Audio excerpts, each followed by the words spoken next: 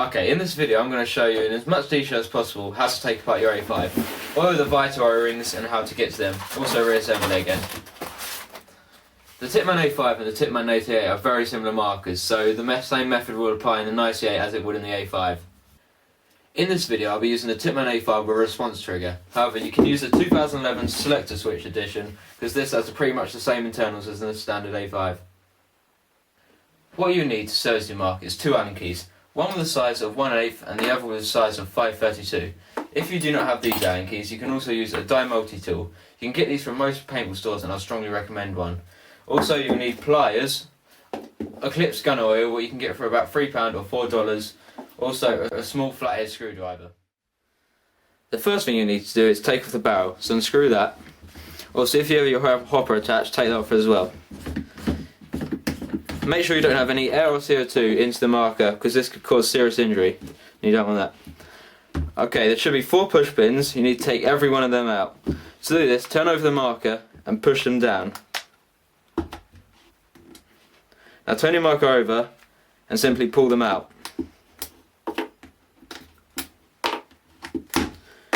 For this one, hold the end cap because there will be a spring in there and this could shoot out. Okay, pull this to one side as you won't need that for a while. Now you need to get the trigger frame off. To do this, there should be a clip next to the tombstone. Pull the clip back and pull the tombstone out. Now take off the whole trigger frame. Okay, now get your 1/8 screwdriver, the Allen key, and take out all the screws.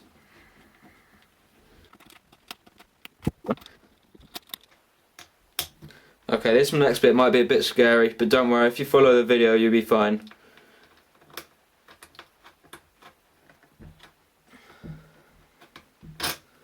Okay, now you need to get the body of the marker off. To do this, you need to take out the cyclone, so unscrew the screw as well.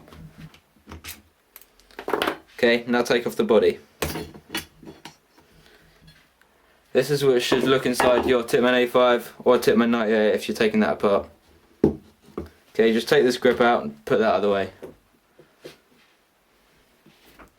Now just simply take everything out, put them all in one pile so you don't lose anything. And I'll show you where to oil the vital parts in a minute. There'll be a spring here, so make sure that don't pop out. Now get that out. You need a screwdriver to do that.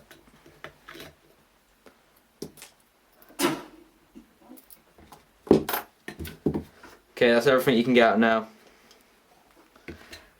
Now take off the cyclone.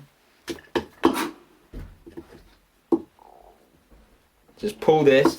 Be careful you don't rip the transfer cable, but just pull it out and it should come out.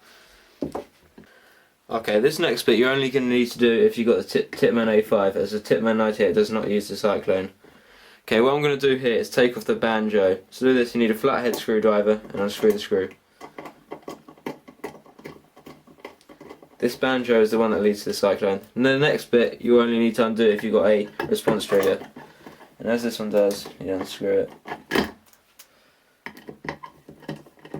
Be careful of the banjos as they aren't the strongest things and can break quite easily.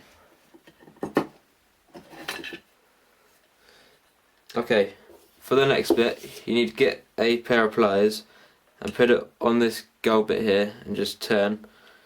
That should start turning, then you can do the rest by hand. Just keep unscrewing until it comes off. Okay, that can go to one side for now. Okay, now everything's out for your marker. Okay, what I'm going to start off with doing now is disassembling the power tube and the valve in there. To do this, you need to get a pair of pliers, and as you can see, there's a bit of metal sticking out there. Get the pliers on the bit of metal and simply pull. This should come out. Okay, first of all, you'll see an O-ring there. That's the biggest one on it. Get a small screwdriver and take it out. Okay, just put this to one side. Move bits out of the way if you need.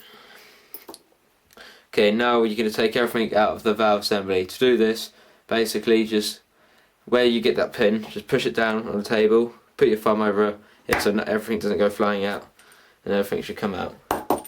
Just knock it off. A washer should come out, a O-ring, a spring, and a valve pin. You'll have two things left in there, a bit of metal and a O-ring. To get the bit of metal out, I would use the bit of this kind of metal thing here we use to attach the front bolt to the back bolt. Just put this in. This bit's a bit fiddly, so this might take a bit of time, and just try and get the metal out using this. Okay, as you can see, I've just got the metal bit out. Just put that with everything else.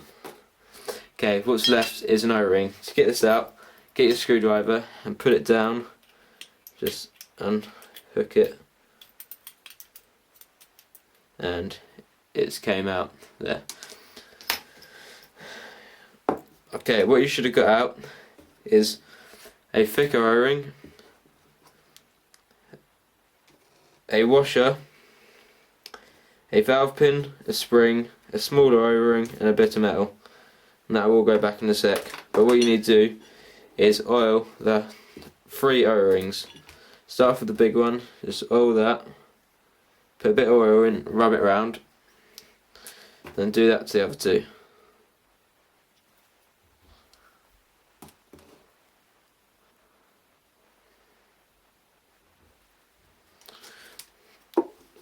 Okay, now I'm going to show you how to put it back in. It's pretty much what you just did, but in reverse.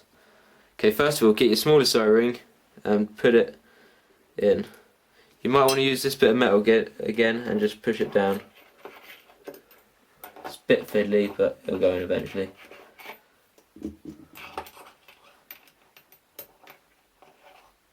Oh, it can be a bit annoying.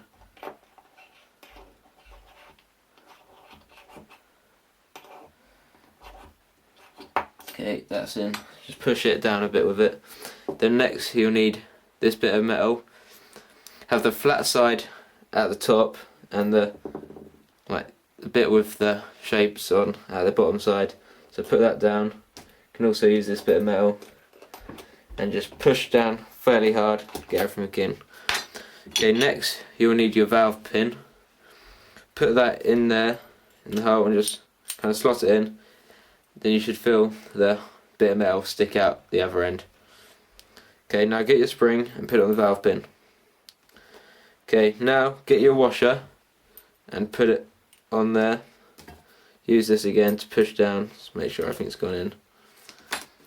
And now get your O-ring, the thicker one, not the massive one, just the one a bit thicker than the other one, and put that in.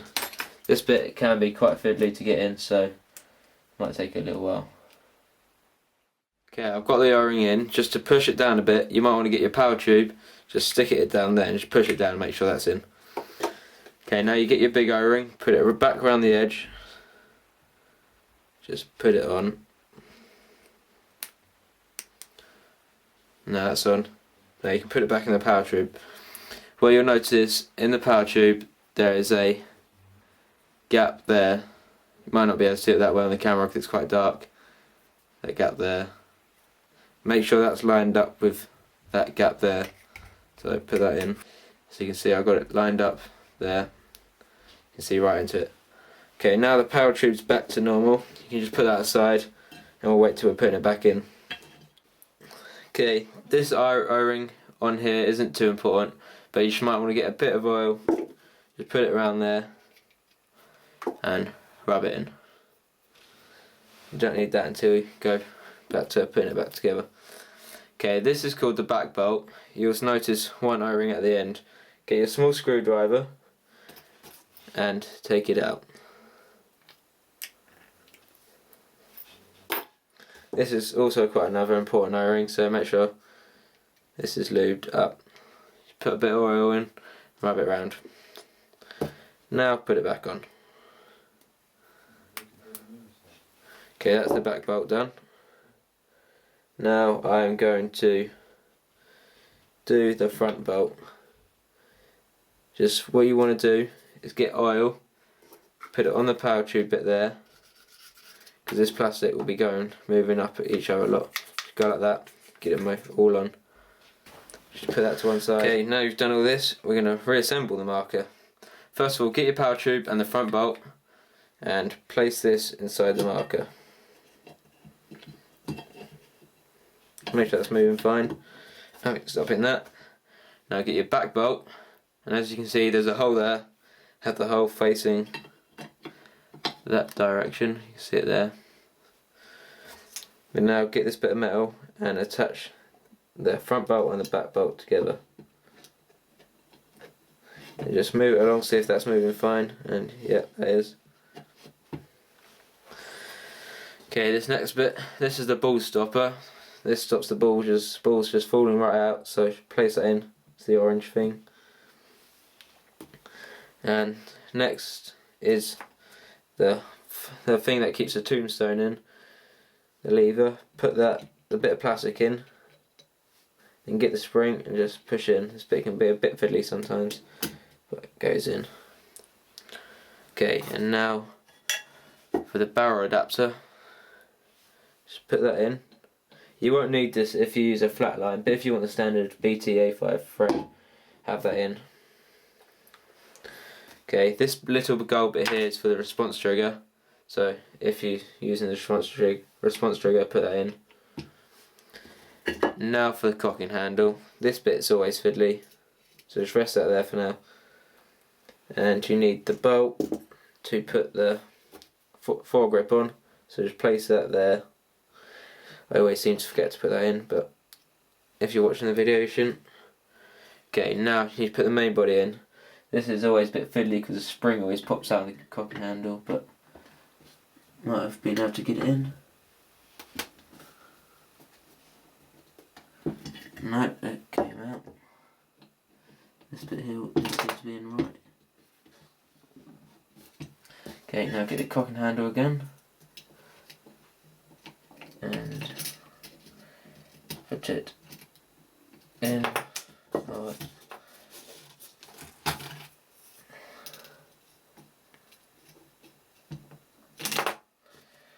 God, why does this have to be so fiddly, this bit?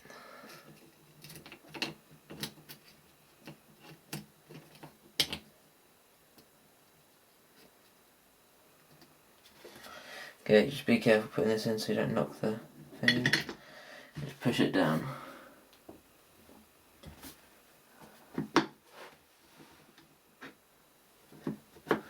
Okay, now you've got that body on, you can start doing up all the screws.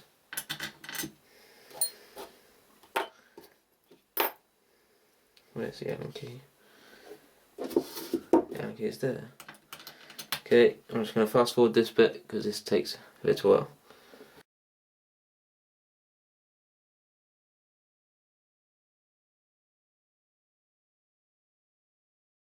Okay, now you have all the screws in. Make sure you just don't put this one in right there, because you're going to need to put your wrist sight in.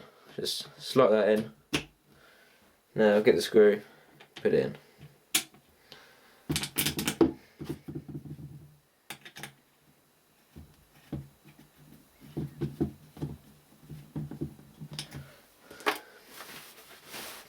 Okay, you should have all your screws back in. Okay, now I'm going to put the foregrip on. What you need to do is get an Allen key, put it right down that screw there. Make sure you got that.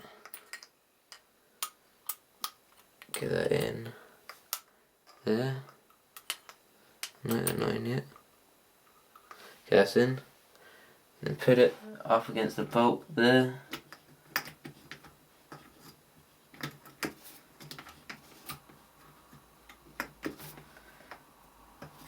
And make it fairly tight so it don't move around. Okay, that's on. Okay, now you have all the screws back in. We're going to put the banjo fittings back in for the response trigger and the cyclone. Okay, get your screwdriver and just screw these back in like we did earlier.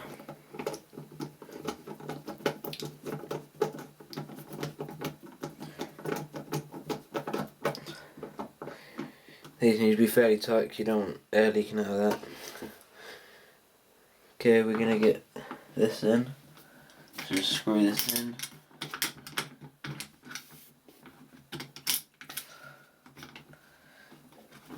Make that nice and tight. And screw the banjo in like we just did for the cyclone one.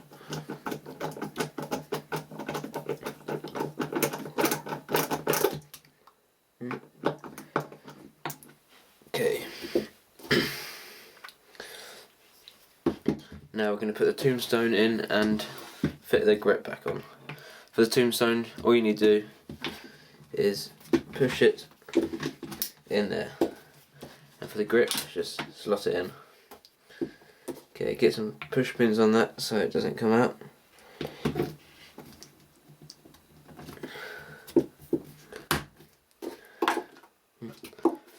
And another push pin here. Okay, now we can put the end cap back on. What you need is your metal, your spring, your bit of metal there. Put that inside the end cap. Put it inside the back bolt. And put the push pins back in.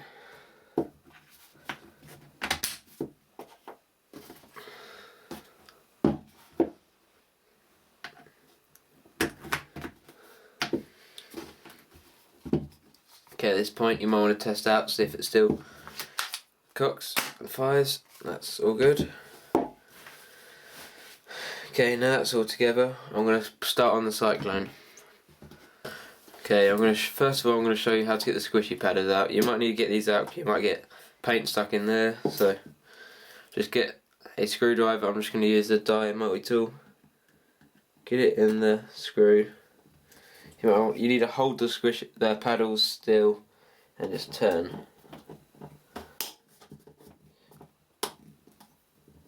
Once that's loose, that should come out fairly easily. Do the rest by hand. Okay, a screw and a washer should come out. Just put these to one side. Should look like that. So put them there. Okay, now just get right into the squishy paddles. Pull. Okay, there should be two sections of it. Let's get the second section out. This is a little harder. What I'll do is get your screwdriver and just push up. Once you've got that to about halfway, pull that one out as well. Okay, if there's any paint in there, just get a tissue and just clean in that. Get all the paint out of there. Okay, now we're going to unscrew these four. Might want to oil in here.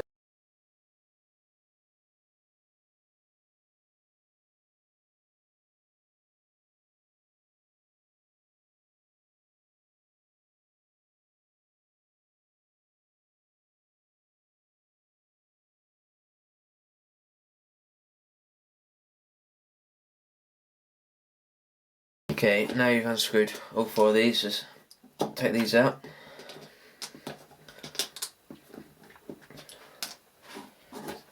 And simply lift this bit out here. If you get any upgrades for your cyclone like the Vortex mod, you just fit it in here. Okay, as you can see, mine might have quite a lot of paint in there, so I'm just going to clean that out once I've got all this out. First I'm going to take this bit out. There's a spring on that, so that all comes out there. That there.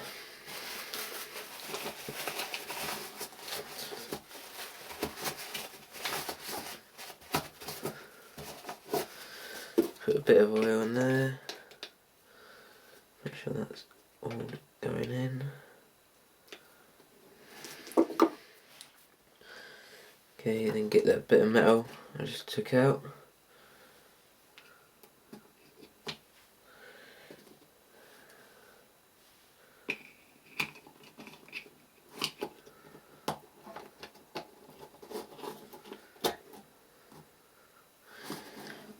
Place that back on there.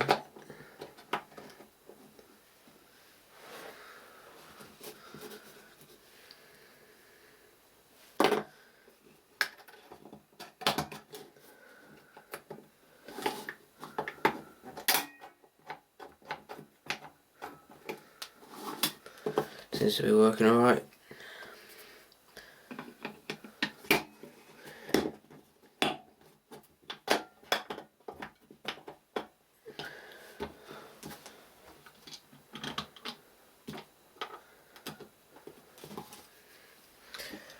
Okay, now put all 4 screws back in. Okay, now that's it. We're going to put the paddles back in. On this one I use squishy paddles as they stop a lot more brakes and I think they're good. Okay, line that up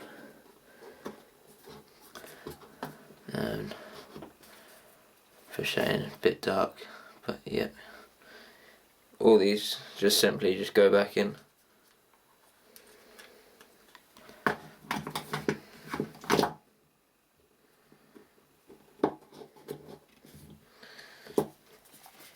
Okay, I'm going to put this back onto the marker now. Actually, first of all, I'm going to put the screw back on them squishy pedals. Tighten up the screw.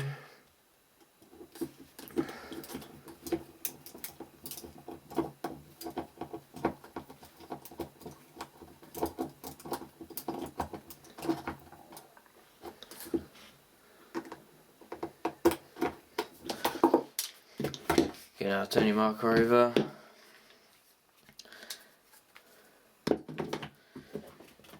Put that in. Okay, now here I'm gonna put the banjo back onto this cyclone. By this, just literally just push it on, and it just slides slot in. Okay, now turn your marker back over, get that big screw in, get your 332 Allen key and tighten up.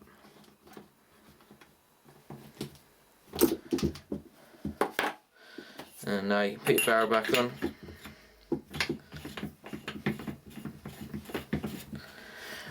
And that's a complete disassemble, reassemble and oil the vital O-rings of the Tippmann A5. You can use that for the 98 and it's a bit similar to the BD Combat. I think the Tippmann A5 is a very good woodsball slash scenario gun, so I'd recommend it to most starter players. For about £120 or $150, I think it's good price for what it is. You can upgrade it with a response trigger, you can also get an electrical grip, also many other upgrades such as barrels, shrouds, sights, grips. Thank you for watching, I hope this helped. Please subscribe to TempestPb. Bye.